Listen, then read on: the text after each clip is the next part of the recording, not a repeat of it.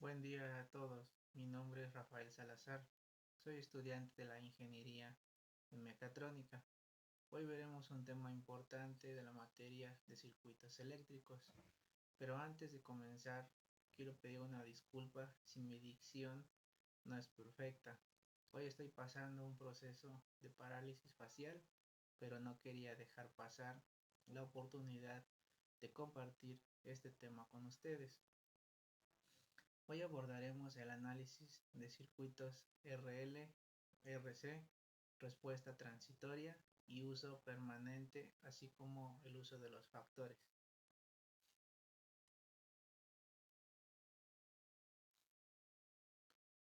Seguramente se han fijado que cuando encendemos una máquina o un motor no llega a su máxima potencia de inmediato.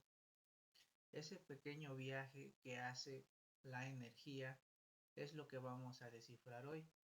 El objetivo de este webinar es entender exactamente cómo se comportan los circuitos RL, RC ante estos cambios.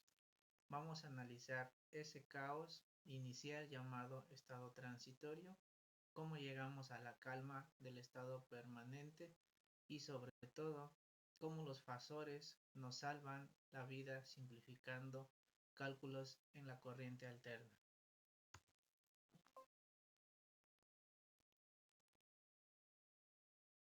¿Qué es un circuito RL? Ahora pasamos al circuito RL. Aquí el protagonista es el inductor.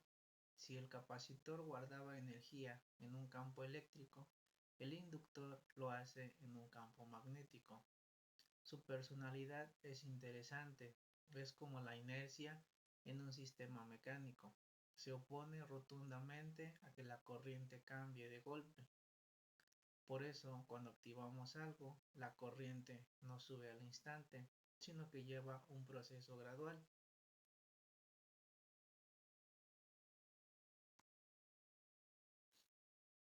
¿Qué es un circuito RC?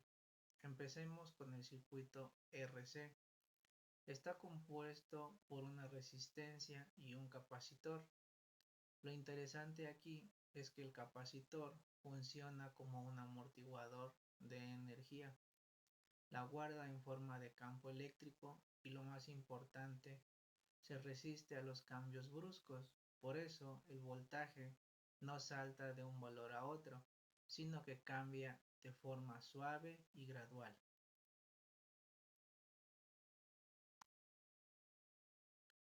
¿Qué es un estado transitorio? Ahora, antes de llegar a la estabilidad, pasamos por el estado transitorio. Es en ese periodo crítico donde el circuito apenas está relacionado a un cambio brusco, como cuando encendemos un motor, conectamos una batería.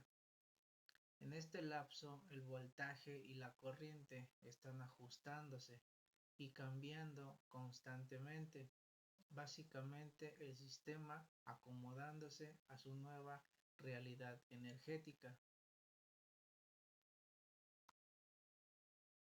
En el estado permanente, una vez que pasamos el caos del inicio, el circuito finalmente se estabiliza y alcanza el estado permanente. Aquí es donde las cosas se vuelven predecibles.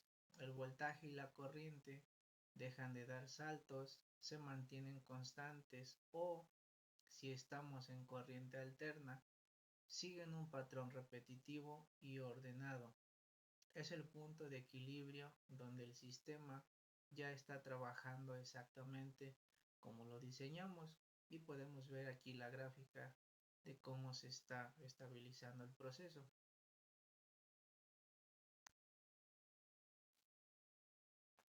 Al igual que un motor sigue girando un poco después de apagarlo por pura inercia, el inductor hace algo similar con la electricidad. Cuando quitamos la fuente en un circuito RL, el inductor no deja que la corriente muera de golpe. usa la energía almacenada en su campo magnético para mantener el flujo a través de la resistencia. Esa corriente va bajando poco a poco en una curva exponencial hasta que finalmente llega a cero, como lo podemos también ver en esta gráfica. Su ecuación está aquí abajo, I de t igual logaritmo natural de menos r a la L por el tiempo.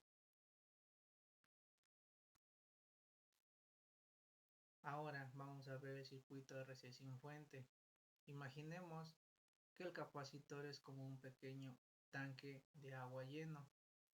En un circuito RC sin fuente, lo que estamos haciendo es abrir la llave para que el agua salga a través de la resistencia.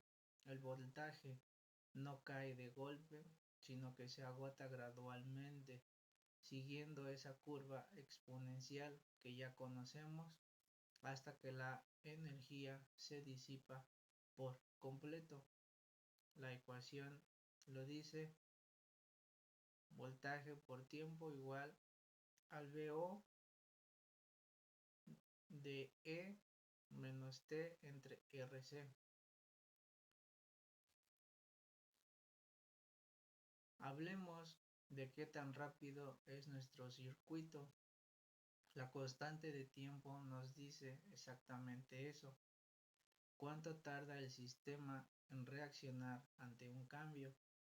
Dependiendo si es un circuito RL o RC, usamos fórmulas distintas, L, R o RC, pero lo que realmente importa es la regla de oro. Después de 5 constantes de tiempo, podemos decir que el circuito ya se estabilizó y alcanzó su estado permanente. Es, por así decirlo, el tiempo que el circuito necesita para terminar de despertar.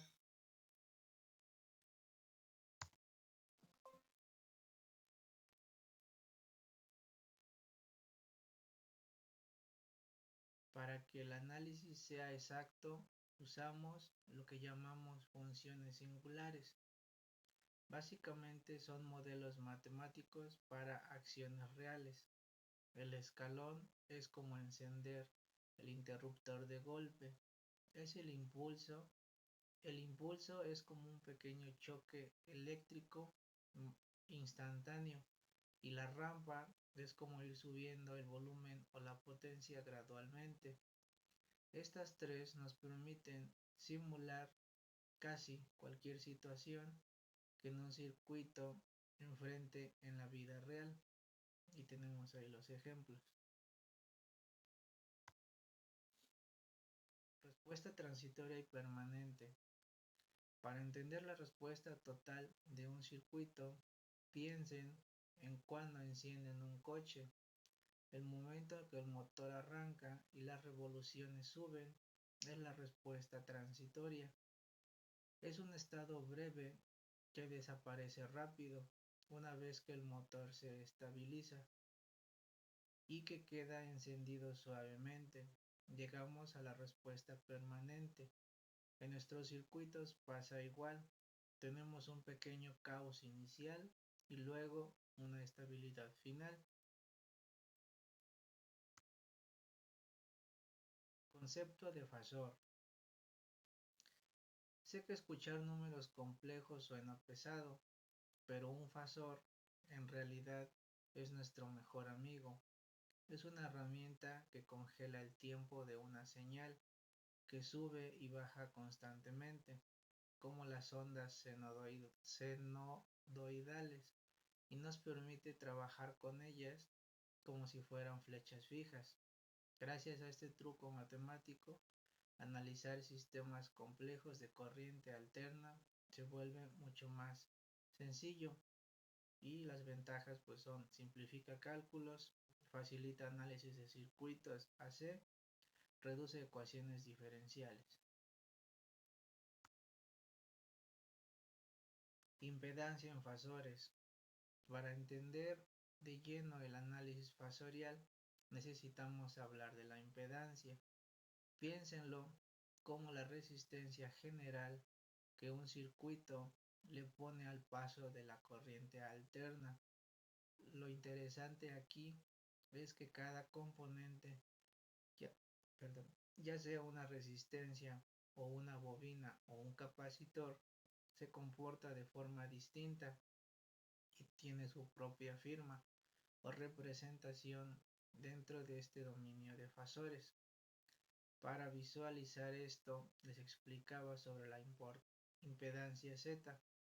Usamos este triángulo imaginando que la resistencia R es la base de lo que ya conocemos, pero en corriente alterna aparece la reactancia X, que es la línea de abajo. Lo que nosotros buscamos es la hipotenusa, es decir, la combinación de ambas.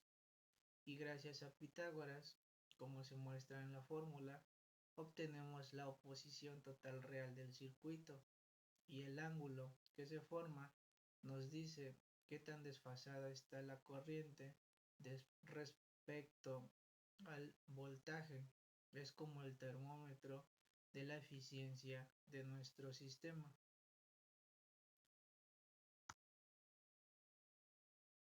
Aplicaciones reales. ¿Dónde vamos a poder aplicar todo esto? Pues en casi cualquier parte los circuitos RL y RC están detrás de los filtros electrónicos que limpian señales en los sistemas de control que estabilizan la maquinaria e incluso en las fuentes de alimentación que usamos a diario. Básicamente son los bloques constructivos de gran parte de la tecnología industrial actual. Como conclusión y a base de resumen, podemos decir que entender los circuitos RL y RC no solo es teoría, es lo que nos permite predecir cómo va a reaccionar un sistema en el mundo real. Al dominar la respuesta transitoria y el estado permanente, dejamos de adivinar y empezamos a controlar la estabilidad eléctrica. Y bueno, gracias a los fasores nos ahorramos un montón de matemáticas complejas para enfocarnos en lo que realmente importa, el diseño de la corriente alterna.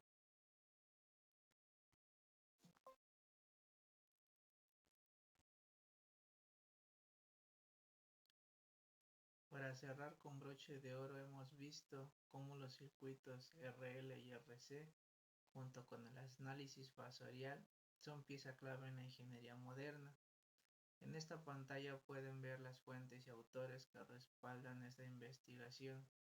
Les agradezco mucho su atención y comprensión el día de hoy. Quedo a su disposición para cualquier duda o comentario.